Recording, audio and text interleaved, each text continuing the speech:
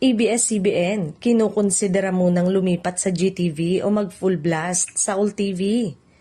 Patuloy na umiinit ang usapan sa social media tungkol sa magiging bagong tahanan ng ABS-CBN matapos umanong makatanggap ang Kapamilya Network ng termination letter mula sa TV5, kung saan kasalukuyang umeere ang ilan sa kanilang pinakamalalaking primetime shows. Ayon sa isang artikulo, may impormasyon umano mula sa kanilang source na kinukonsidera na ng ABS-CBN ang paglipat sa GTV, ang sister channel ng GMA Network.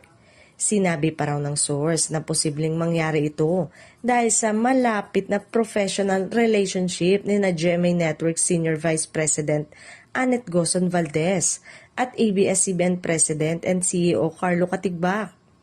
Hindi pa naman final pero 100% posible daw mangyari.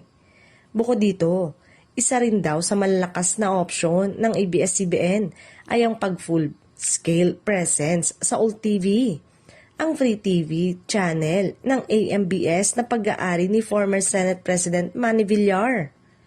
Gayunpaman, nag-iingat pa raw ang Lopez family sa hakbang na ito dahil hanggang ngayon ay hirap pa ring makakuha ng stable viewership ang All TV kahit hawak nito ang Channel 2 frequency na dating pinagmamay-arian ng ABS-CBN.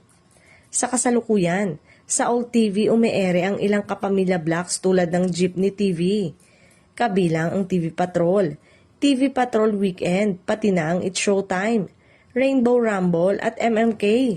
Samantala, wala pa ring malinaw na pahayag ang ABS-CBN hinggil sa tunay nilang plano pagkatapos ng kanilang block time agreement sa TV5 na magtatapos na sa January 2, 2026 ayon sa naunang ulat. Sa ngayon, patuloy pang napapanood sa TV5 ang mga programang FPJ Batang Quiapo, Roja, What Lies Beneath, Go Ahead, ASAP at Your Face Sounds Familiar.